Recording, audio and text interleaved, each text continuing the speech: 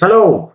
Today I would like to introduce you to the world of ambient music and also share with you some of my recommendation, my favorite records, if you want to get into ambient music.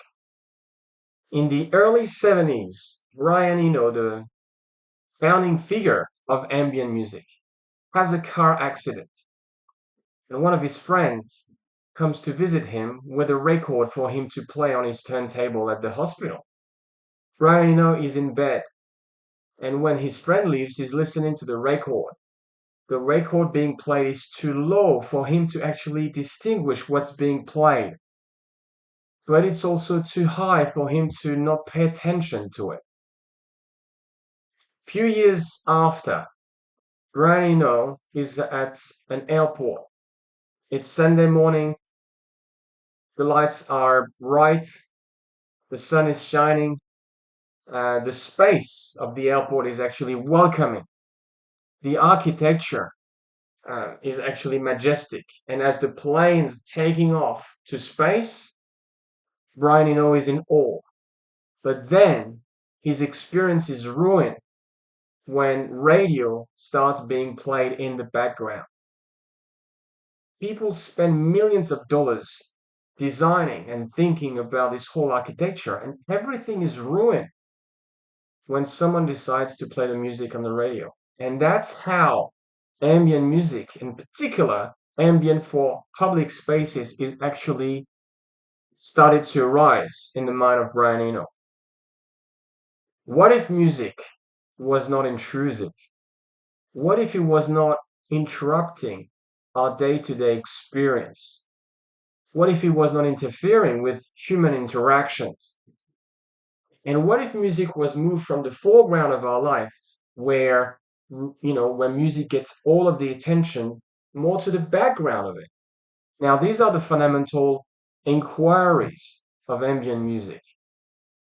Now, for those of you who have not listened to ambient music, at first, when you listen to it, it's like nothing is happening because ambient focuses on sound and textures, atmospheres, and mood.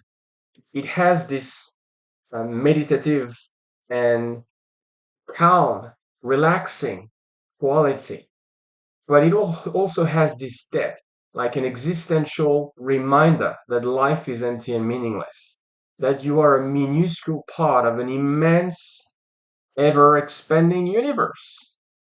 Now, most of the music that's being played, the conventional music, distract us from our lives.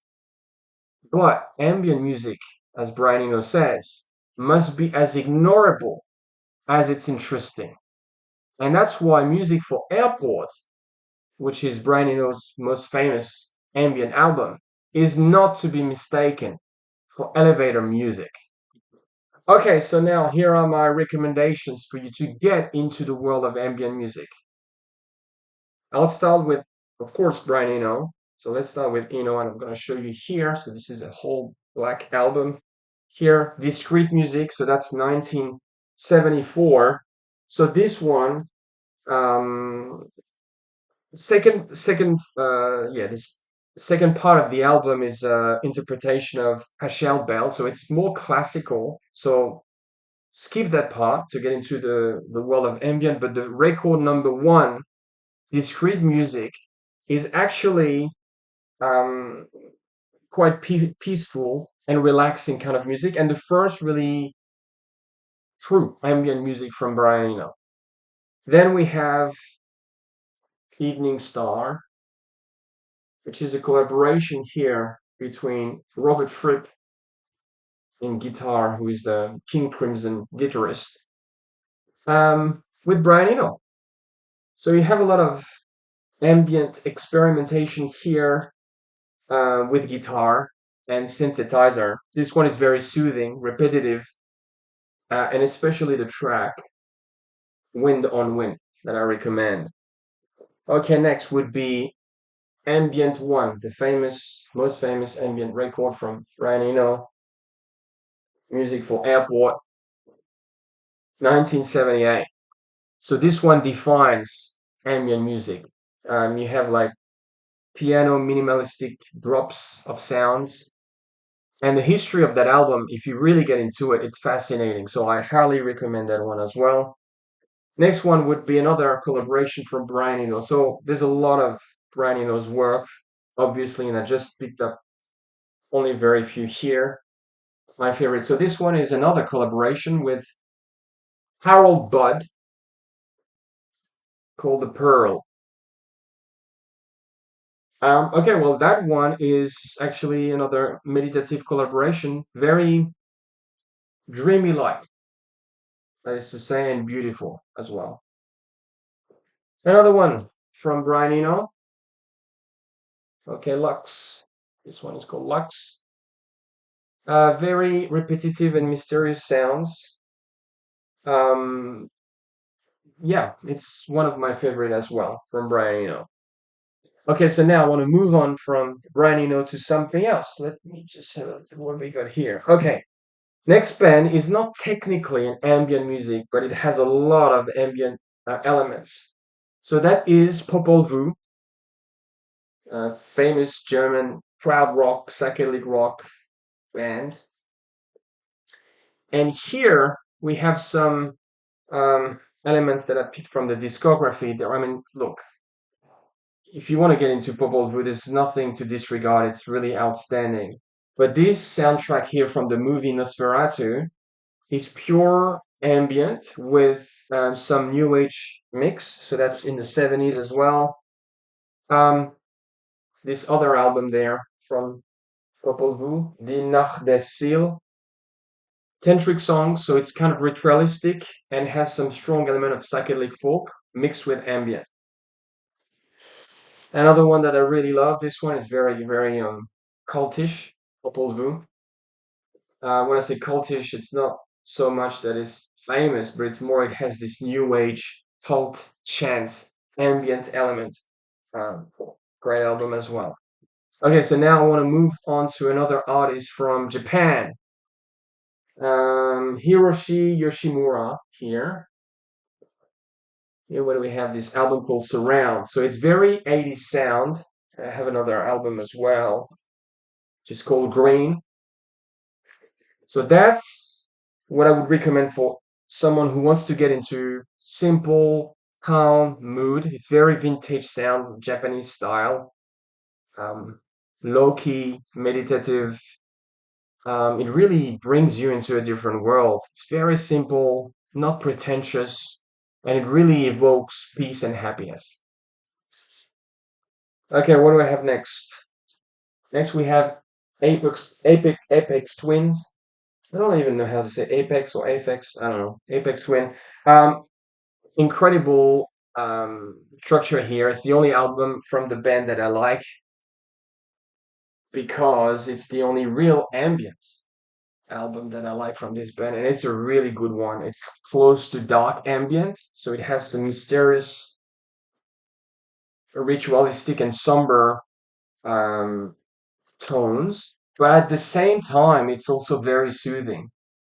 It's really dreamy. It's incredible. Another one in the styles of Apex Twin is this one, Biosphere. So this one is an album from a Norwegian artist or project here. Um, Look, if you like Apex Twins, this is another album that's alike. It's very, dark, samples, incredible actually. Okay, next I'm going to another artist famous in the genre of ambient, which is William Basinski. So what's interesting with Basinski as well, being inspired by Brian Eno, he plays with loops, tape loops of music, and he explores dark ambient plus and creates some interesting drone soundscapes. So this album is to recommend here for Melancholia. Then you have this one as well, 92982, which is piano loops with mesmerizing drones on this one. This one as well, Selva Oscura, great album. Like there's nothing to throw on this one. Okay, this one as well from Basinski called On Reflection. Let you see well. Yeah, it's like a leader album. Okay, so this one actually incorporates piano plus field recording, so recording of nature. This is really, really interesting on that one. Okay, now I want to go to another project, which is probably the best ambient music out there, which is Stars of the Lid, sorry. First album that I recommend, which is the Ballasted Orchestra. 90s album here, very influenced by David Lynch, Soundscape, Twin Peaks, and again, borderline dark ambient with loops of horns. This one is really haunting. Then you have another one from Stars of the Lid, um, the tired sounds of Stars of the Lid, blissful, very immersive, great. And their best album, the refinement of the decline here, usually a pink cover, but this one is green for some reason. Meditation, calm atmosphere, soothing drones from orchestra, guitars, piano strings, horns. Um, yeah, this one is just great. Now I want to go to something else. If you want to get into the world of ambient with a band that's actually not known for its ambient music, which is Burzum, Norwegian one-man band here. So I have a separate video about the Burzum album, Burzum, one should say. Okay, so here we have the album Filosofem, 90s album. Um, well, Burzum is a black metal band, pioneer in the field of black metal, and he is also famous for creating soundscapes, transcendent soundscapes. If you're ready to live in the forest with your family of kids to prepare for the apocalypse, this is just incredible. Hypnotic, existential, meditative, just great album. And in on that album, of course, you have black metal style, atmospheric style, plus one ambient music in particular, uh, Runden die Transcendentale Saule der Singularität, which is a 25-minute classic ambient. Then we have another album from Burzum here, which is called Hliðskjálf. I'm not sure how to say that. It's Icelandic. Uh, dungeon synth music, kind of role-playing game kind of music, fantastic kind of landscape, majestic, and he created that in prison actually. So he recorded that when he was in prison. Okay, next, two other albums from Burzum, Sol Ostan Mani Vestan, right here. So this one has cosmic keyboard oriented elements. Really like that album, along with this one coming after the year after, The Ways of Yore, which has a more neo-pagan ambient, repetitive soundtracks that are very hypnotic. It's beautiful music. Okay, next. All right, yep. Now next we have Blood Incantation. So that's death metal band. Okay, but here they made an album that's pure ambient, no guitars at all. And it's very close to space ambient projects from the 1970s, in particular the 70s Berlin School of Electronics. So if you like Tangerine Dream, this is great. And it doesn't have this, I would say, the vintage sound of the 70s. It's done in a more controlled way. Okay, next, some a project that I really like. It's called The Caretaker here. So here we have, what is this album called? I don't know what this album is called. It's not written. I forgot what it's called. So sorry. But anyway, you'll find this one. What is it called? Actually, we just look on the. Yeah, of course, there's nothing written on this. Well, let me just say a few words about The Caretaker. So firstly, The caretaker takes then its name from the movie The Shining because it actually evokes turntable old school music mixed with dark ambient and loops and collage.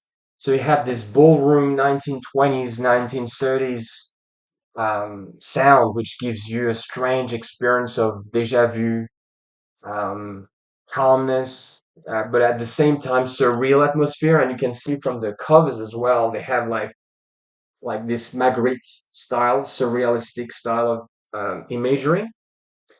So here, An Empty Bliss Beyond This World, this one is probably their best album as well. So you have this crackling sound with old music, vintage music, but being slowed down. And the effect on the listener is such a beautiful, um, nostalgic um, experience. Even though you haven't lived at that time, it's just really hard to explain. It's really strange. And also the albums, the series of Everywhere at the End of Time here. So I'll just pick the episode one and the stage number six, sorry, one and six, on both end of the experience. So here, the caretaker, um, Kirby, I mean the creator behind the project, has this exploration of dementia. However, if you listen to it without, I mean, out of context with this whole thing about dementia, this whole music is just beautiful. It's eerie, but at the same and haunting, but at the same time, it's really calling you to having those incredible moments of contemplation. So that's what I really like about this album. Okay, next. Next, I want to introduce you to some drony types of music, ambient music. So we have Aino Dwyer here,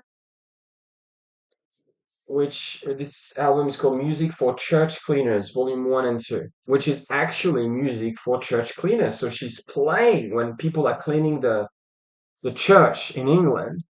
She's playing in the background on the organ pipes and it's being recorded. And so you have everything, the organ being played in the massive church and resonates, creates a real ambience. But at the same time, you have the cleaner just doing their thing, you know? Like you mean, you have some kids laughing in the background. And also the way she played pipes, it's not like she's playing the organ with like Bach or classical music. No, she's just doing those drony, um, bassy sounds that create a very unique atmosphere. So yeah, if you want to get into drone, I would really recommend that album. Another one that I would recommend is this one from Windy and Carl here. Whew, this one called Antarctica. This one is cold. Uh, it's a post rock drony type of music. Um, Again, hypnotic, very intense experience where you have the bass gets that really gets into you. It's just really soothing, this one. And the last one I have here as a recommendation is an artist called Callie Malone. So here you have 3 hours of drone music with three artists. So Callie Malone, Stephen O'Malley, and Lucy Relton. So Stephen O'Malley, who's the electric guitar, famous for playing in Sun, the project Sun. Kelly Malone, who is with all of the synth and electrical uh, equipment, plus cello for Lucy Relton. And what's really interesting here that I really like in this album, so it's really drony, heavily drony, but you cannot really distinguish cello, synthesizer, and guitars. It's like um, they're all flowing into each other, and it's like you're mistaking, is it guitar, is it cello, it's really, is it organ, it's really interesting. So these are my recommendations for ambient music. I hope you like this video. Thank you so much for watching this, and talk to you soon.